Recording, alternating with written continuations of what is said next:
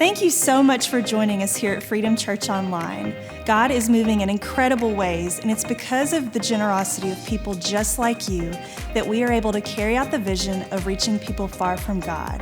Just go to freedomchurch.tv/giving and choose from the many options available to give at Freedom Church. Now, let's get ready to hear a life-changing message from God's Word.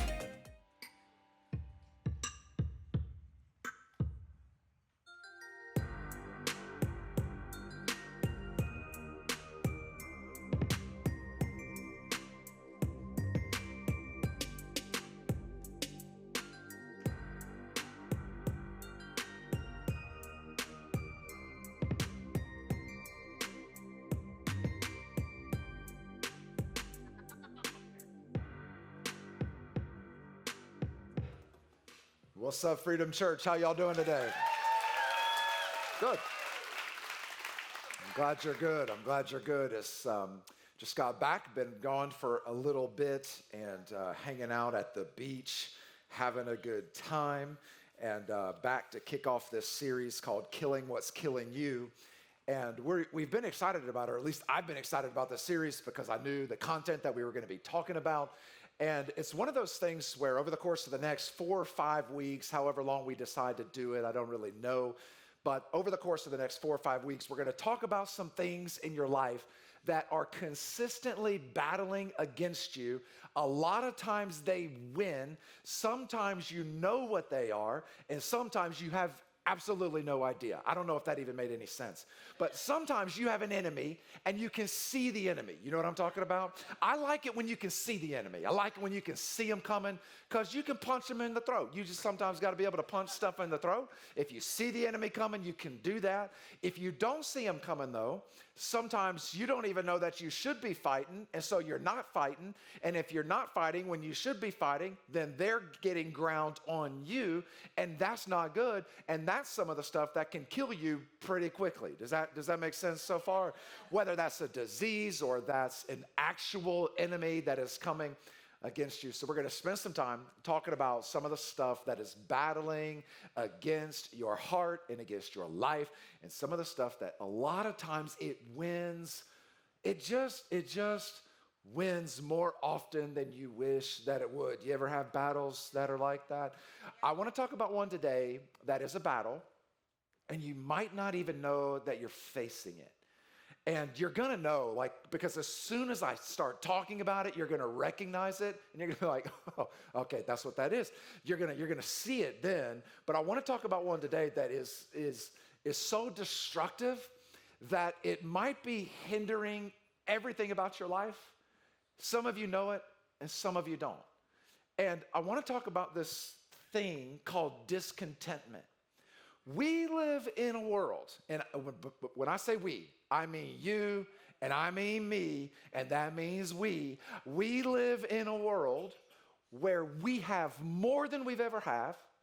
We have more than we have ever had. But we are less content than we have ever been. Isn't that weird? We have more than we've ever had, but we're less content than we've ever been. There are things in my life, I think about this all the time. I thought about it yesterday. If you would have told me 18 years ago when I got married that I was going to live where I live, I get to do what I do, I get to have the kids that I have and the wife that I have, and you would have told me that 18 years ago when we first got married, I would have been like, there is no needs. I'm not going to have any needs. I'm not going to have any wants. Everything in my life is going to be perfect. It's amazing. I get to drive real cars. You know what I mean if you've ever had a car that was not a real car. Those cars that when you turn the key, you pray before you turn the key. You remember that? Generally speaking, I don't have to pray that the car turns on, but for about 10 years of my life, I had to pray. 10 years of my married life, so 10 years of my adult life. Not when I was 16. I actually had a better car when I was 16 than I did when I was 25. And so as a result, when we got married, I was like, dear God, please let the car turn on. Please, Lord Jesus. I remember days where we had ramen noodles. And if you would have told me that I was going to go years without eating a ramen noodle, I would have said, I have no wants in the world anymore. Life is perfect. Let's go. Only those of you who know what I'm talking about know what I'm talking about. And if you don't know what I'm talking about, that's not a problem. You just need to stop and praise the Lord right now. You just need to stop and praise the Lord. Say, Lord, thank you that I do not know what that man is talking about, because I don't want to know what that man is talking about, because it sounds like he is talking about things that are not awesome. And I am talking about things that are not awesome. We live in a world where we are simply less content than we've ever been. And it's not because we're worse than we've ever been. I hate it when people say that. It's so dumb. The world's not worse than it's ever been. It's just that we know everything about everything now because we have access to everything now. The world's always been crazy. People have always been doing stupid stuff. We just didn't know about it as much. Our friends were crazy then. We just didn't have social media, so there was actual verification of their craziness. We were crazy then. It's just not as many people knew. You know what I mean? It's like popularity. Let's talk about this. When I was in school, I had to guess how popular I was. It was based on where you sat at lunch. It was based on who you were friends with. It was all a guess. You take this data and this data and this data and this data, you put it all together, and then you make a decision on how popular you are or how popular somebody else is. Now there is real-time data, and you can find out. Just go on Instagram, go on Facebook. How many friends do you have? How many followers do you have? Look across the aisle. How many friends do they have? How many followers do they have? If they have more, they're more popular than you. There is like real-time data. I am so grateful that we did not have, for multiple reasons. I am glad that I did not have social media whenever I was in middle school and high school, because what you post on the internet stays there forever. And I am grateful. Lord, thank you. That the stupid crap I would have posted online is not there for everybody in my church and around the world to be able to see. Right? Aren't you grateful? Grateful. Those of you that are teenagers, you better be smart. Because I'm telling you, resumes, can I tell you something that has nothing to do with anything? Resumes do not matter anymore. Your resume is what you post on Instagram, what you post on Facebook, and what you post on Snapchat. That's your resume. Because people lie on resumes. You don't lie quite as much with the pictures you take. I mean, you do, because you have 31 filters to make you look better than you actually do. You ever seen those people? And you've only ever seen them online, and then you see them in person, and you're like, wow!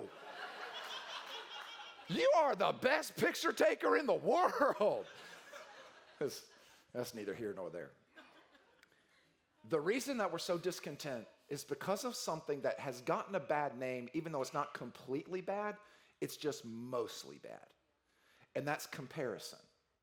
Comparison, I need you to know this, comparison's not completely bad. You need to compare some things. Compared to when I first got married 18 years ago, my marriage is much better now than it was then. I'm much better at it. Devin's she's pretty much always been better at it, which is kind of sickening, but she's better at it now than she was then. I am definitely better at it now than I was then. Not perfect, not even close, but better. I can compare those two things, draw some conclusions. There's times you need to compare. I want to be a better dad today than I was when my kids were first born. I want to be a better husband today than I was yesterday. I want to be a better follower of Jesus today than I was yesterday. I help coach a 10U baseball team. It's a whole nother subject. I want to have a better team today than I did yesterday. It's definitely better than yesterday because we lost yesterday. And the day before that, we lost twice, which means that I am getting ready to kill everyone. But I want to be better now than I was then, right?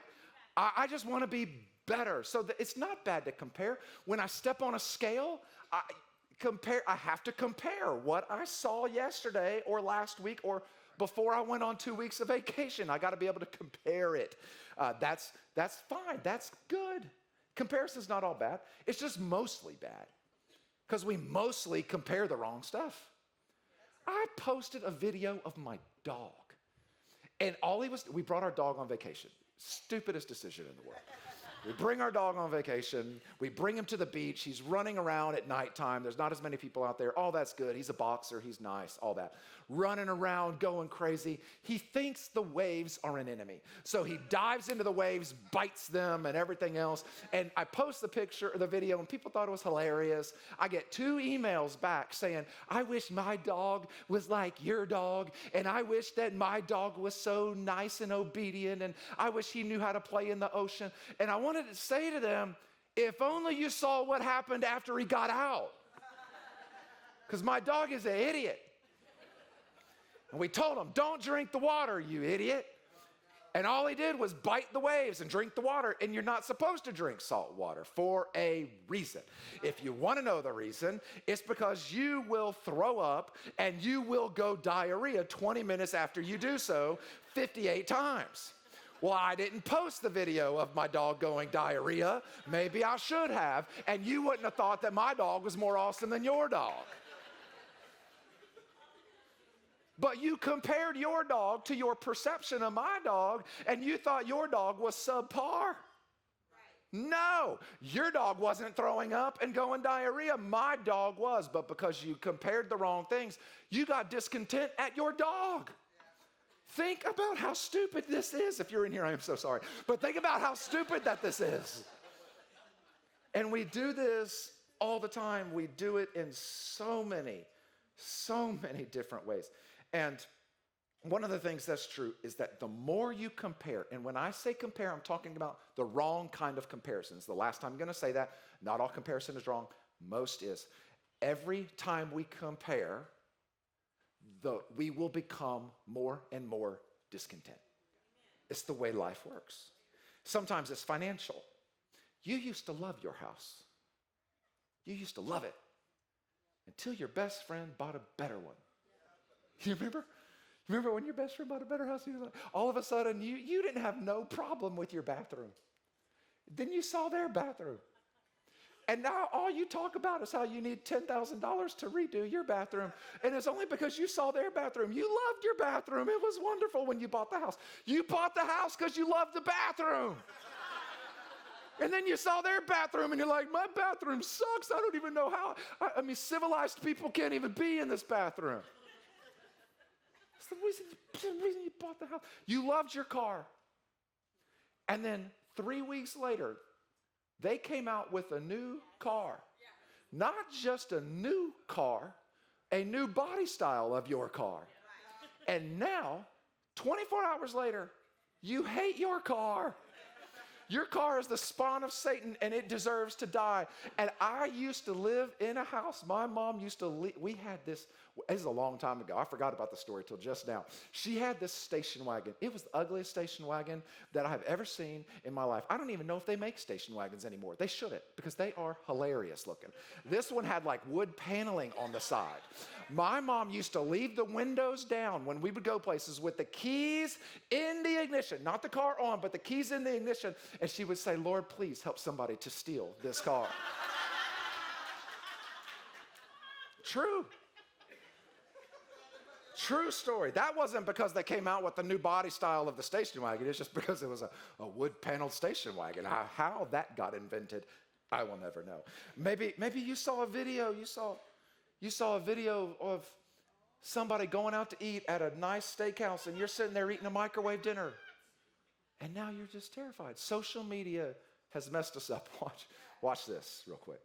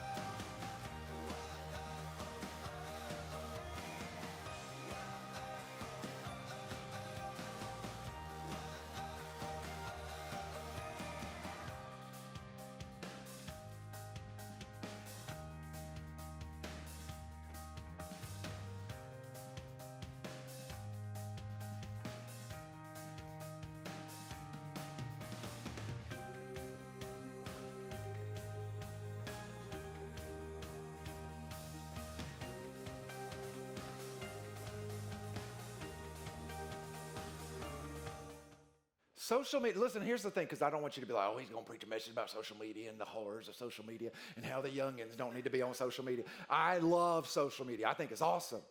It's just not always what you see is what you get. It's not really the way that it works, right? And so as a result, for example, people used to not know if you didn't get invited somewhere because nobody told you. Now you know because you were sitting at home eating ice cream, and while you were doing that, you see a picture of all your friends at a restaurant 1 mile from your house eating dinner. And now you're upset. You are discontent because you didn't get to go. They used to go out to dinner without you before. You just didn't know about it. It's the way that this thing works. You get to see how many followers somebody has. You post a picture, and you took time to make this picture awesome. And when you do, you got 3 likes on this picture.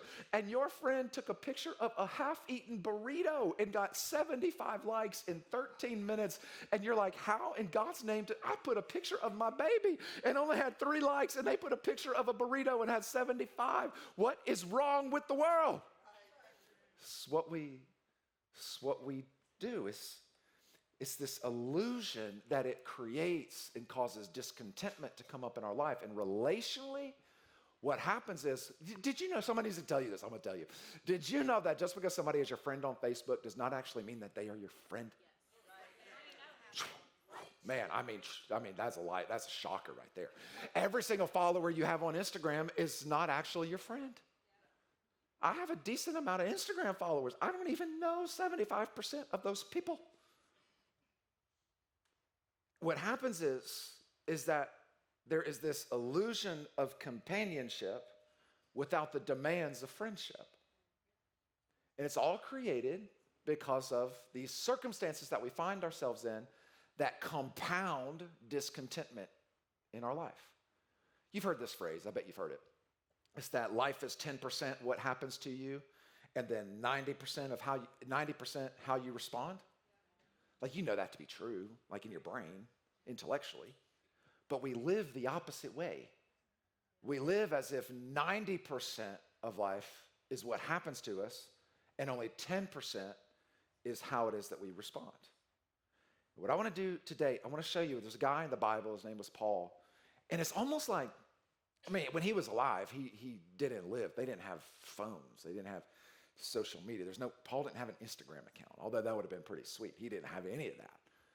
And he writes something that was written thousands of years ago, but it's almost as if he was here right now, sees everything going on, and writes it just for us.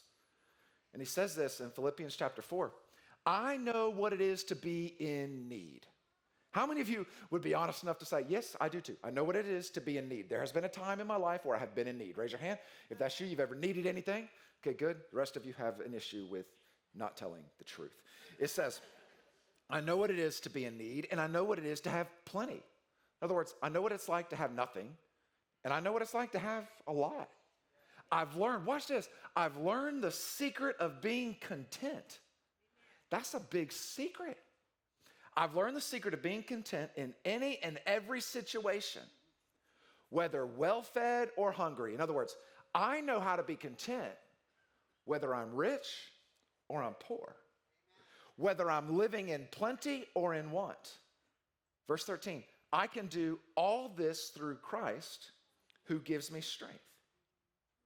Now, you might have heard that verse, Philippians chapter 4, verse 13. I can do all things through Christ who gives me strength. There are certain people, athletes will wear it under their eyes. Philippians chapter 4, verse 13. I am glad they do. That is wonderful. But it has nothing to do with football.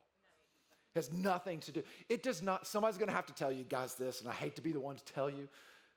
Your parents told you a lie. It wasn't on purpose. It was by accident. You cannot do everything you want to do. Can't. You're not going to be able to become everything you want to become. I know this is America, land of the free, home of the brave, the land of opportunity. But there are certain things you cannot do. I am 6'4", 220 pounds on most days. I cannot be, and I've told you this before, those of you that have been around, there is never going to be a day where I get to enter the Kentucky Derby and win as a jockey. Can't do it. I cannot be a jockey in the Kentucky Derby, no matter what. And if I am, I'm certainly not going to win. Why? Because I am 6'4", 220 pounds. Jockeys are barely 5 feet, barely 65 pounds soaking wet. If a real jockey jumps off the back of that horse and I jump on, that horse will sit down. I'm not going to win. I can get on that horse and I can say, the Lord said, horse, I can do all things through Christ who gives me strength. And so can you, horse. You're going to run fast, fast like the wind, horse, because you can do all things through Christ who gives you strength. And the Lord is like, that is not what I was talking about. There are certain things you can't do. When he said, I can do all things through Christ who gives me strength, he was saying that because of Jesus, one of the things you can do is you can kill comparison. He was wanting you to understand that you can thrive in any season of life, rich, poor, anywhere in between. You can be content no matter what. Whether you have more or you have less, you can be content because you can do all things through Christ who gives you strength. Amen. See, the reality is that discontentment, I'm just going to tell you the truth because there ain't nothing else to tell you. Discontentment will keep kicking your butt till you let Jesus become all that you need. Now, let me tell you what I did not just say, because I hate it. Pastors are notorious for this. We say stuff that sounds good, but it does not work. That's one of those phrases that sounds good, that if you misunderstand it, it's not going to work. Because you know what else I need? Food. Eventually, I have to eat. Eventually, I've got to pay for that food that I'm going to eat. So what I'm not saying is, Jesus is all you need. You don't need a sandwich sometimes. It's not what I'm saying. I'm not saying when you're getting ready to starve to death that you just say to the person trying to give you food, no, sir. Man shall not live by bread alone, but by every word that proceeds from the mouth of God. I'm just going to eat my Bible. That's all I'm going to do. I'm going to take in the words of the Lord and I don't have to eat. That is not what God said. It's not what he means. Here's what he's saying to you. He's saying to you, I want you to understand that you can go through every circumstance of life if you realize that Jesus is enough.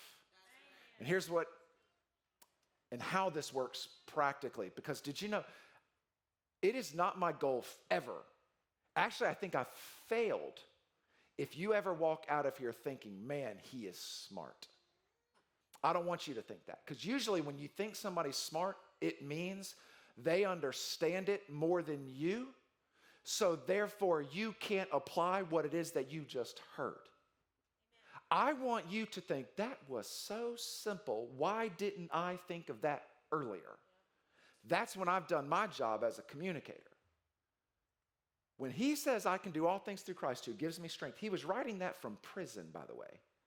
Not prison like now. He wasn't watching TV. He wasn't watching TV after going to his workout with his friends. He was in essence, I've been there, a hole in the ground with stone in a big circle, and that's it. And he says, I know what it's like to have a lot, and I know what it's like to have a little. I know what it's like to be free, and I know what it's like to be in jail, and I'm content. I'm good. I can do this thing. That's what Paul was saying. He says, but the secret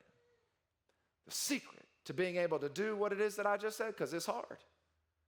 The secret for you is to know that you have the power, that because of Jesus, you can kill comparison. That's the first thing. You can kill comparison. 2 Corinthians chapter 10, verse 12. I got to hurry. We do not dare to classify or compare ourselves with some who commend themselves when they measure themselves by themselves and compare themselves to themselves. They are not wise. Now, here's what was happening. He was talking to a group of people. They were a bunch of church people, and they only ever hung out with other church people. Church people hanging out with church people, only ever. That's it. That was their circle. That was their window. That was the group of people they did life with.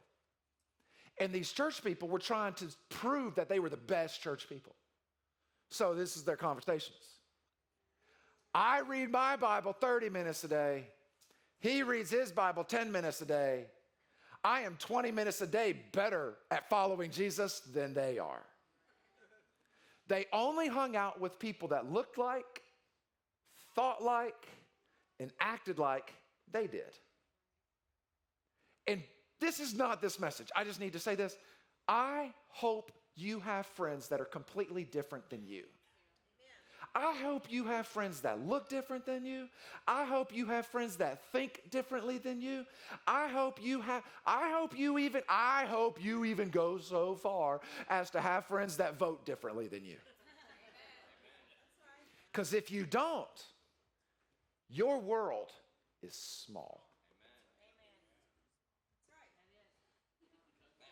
Isn't it crazy that now this is not the message? Dang it. Hate it when I do this. I am praying that Republicans will become friends with Democrats and Democrats will become friends with Republicans, and you can sit around the table and disagree but still like each other when you're done. It's like, man. And the funny thing is, if everybody actually believed it that was clapping, I wouldn't have even had to say it. You're like, you're right, I wish they would. I ain't talking about they. I'm talking about you. I'm talking about all of the people that are within the sound of my voice, whether they're in this room or they're watching online, whatever the case may be. And here's why comparison doesn't work. It doesn't work because something's always bigger, something's always better, something's always newer. There's always going to be more. And so the truth is, we can laugh about it sometimes and be like, that's silly. We shouldn't compare our Instagram pictures. We should not compare the fact that they got to go eat at Bones and have steak, and I had to eat a microwave meal. I should not compare that. Like, we can be like, that's true. We can laugh, ha, ha, ha. But here's where it gets serious quick. James chapter 3. You ever read a verse in the Bible and you read it? And you might say this out loud. I say it out loud. You might think I'm terrible, but I don't. That's fine. I've got 11 years I've been doing this, so I've stopped caring what people think for the most part. There are times I read the Bible and I'm like, dang it. I wish that was not in there. And if you've never said that, that means you've never read the Bible. It says in James chapter 3, but if you harbor bitter envy and selfish ambition in your hearts, don't boast about it or deny the truth. In other words, just admit it. Such wisdom does not come down from heaven, but is, you ready? Earthly, unspiritual, and demonic. Now here's the part that made me say, dang it. Because how many of you have envy? You've ever dealt with envy and selfish ambition? Raise your hand. And now, keep it up, because I'm looking around to see who's lying. Both of my hands are up. I've dealt with envy before. I am envious right now because I know that at 2 o'clock today, there is a 10U state championship game getting ready to happen, and my kids' team is not in it because we sucked this weekend. And those teams did not suck, and we did suck. And so I have actually, this is pathetic. I dreamed about how we lost last night when I was trying to sleep. I actually dreamed about it. And in my dream, both teams forfeited, and somehow, some way, they had to keep going down the line. The problem is, it doesn't matter if the two teams in the championship game had to forfeit, we still wouldn't have won. Because if the two teams in the championship game forfeited, it would have to go to the next two teams, not us. They would also have to forfeit. It would go to the next two teams, not us. They would also have to forfeit. And so I started thinking, how can every team lose and we somehow get this trophy? And if you think that's pathetic, you've never had a kid play sports. Or you're not the most competitive person in the world like I am. Now, that being said, for where you have envy and selfish ambition, that's us, right? Everybody here. Here's what happens. There you find disorder and every evil practice. So I get these emails all the time, once a week at least, more usually. Pastor JR, my life is out of order. Pastor JR, it feels like life is spinning out of control. Pastor JR, I need you to pray for me. Life is just not moving in the direction I need it to go. Pastor JR, chaos is going on in my life. And I usually send back some nice response with some nice verses about persevering and how the Lord will bless. This is what I want to start sending. I'm going to start sending this. I've done this 11 years. It's fine. James chapter 3, verse 16. For where you have envy and selfish ambition, there you find disorder and every evil practice. And then I'm going to put a little emoji up of me dropping the mic and walking out of the room. Practical. Here's the practical part. So you're thinking to yourself, what do you do then if you struggle with selfish ambition and envy? What do you do if you struggle with it? I'm going to give you some practical tools because a message is not good unless it's practical. If you can't apply it, why did I even waste my time telling you about it? So I'm going to give you some things that you're not going to like. But you can't keep doing the same things you've always been doing if you want different results than the ones you've been getting. So here's what some of you need to do. Some of you need to take out your phone, and for a month, you need to delete your social media apps, and you need to put your phone down, and you need to live your life instead of spending your life scrolling through somebody else's life. And I know that most of the people that say amen to that have flip phones. And you can't do it anyway. So you're like, I don't know why them little whippersnappers, I don't know why they're always up on there on the Facebooks and why they're on the Instagrams and the Snapchats. I don't know why they're always doing that, them little youngins. I don't know. I'm not talking to you. Get a better phone. Talking to the real people that are in the room.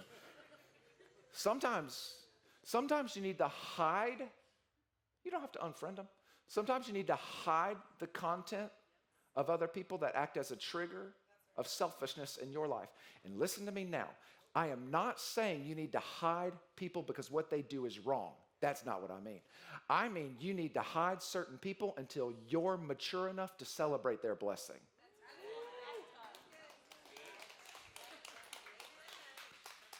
Yeah, like 6 people were like, praise the Lord. Everybody else is like, he's cranky when he comes back in town. Some of you need to stop watching HGTV so much. You loved your house. Have you ever seen that show where it's 2 people and they're trying to find a house? It's like House Hunters or something. And they got this 18-year-old girl and this 20-year-old boy. And they ask the girl, what do you do? And she says, I sniff flowers all day. And then they ask the guy, what do you do? And he says, oh, I make minimum wage at McDonald's. And then the real estate agent says, what's your budget for the house? Oh, it's just $2.5 million. And you want to reach back your hand and you want to punch you want to punch somebody in the throat. That does not reveal a problem with them. That reveals a problem with us. Because if you want to punch them in the throat, guilty as charged. Selfish ambition. Envy. It reveals my heart, not theirs. So if that show is a trigger, stop watching the show. If you hate your car because you go to the car show, stop going to the car show.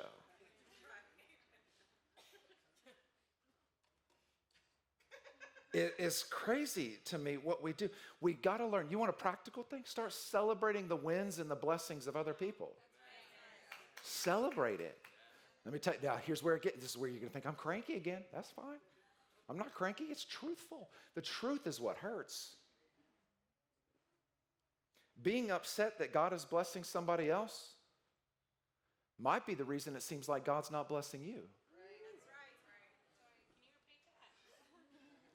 If you're upset that God is blessing somebody else, that could be the very reason that it does not seem that God is blessing you.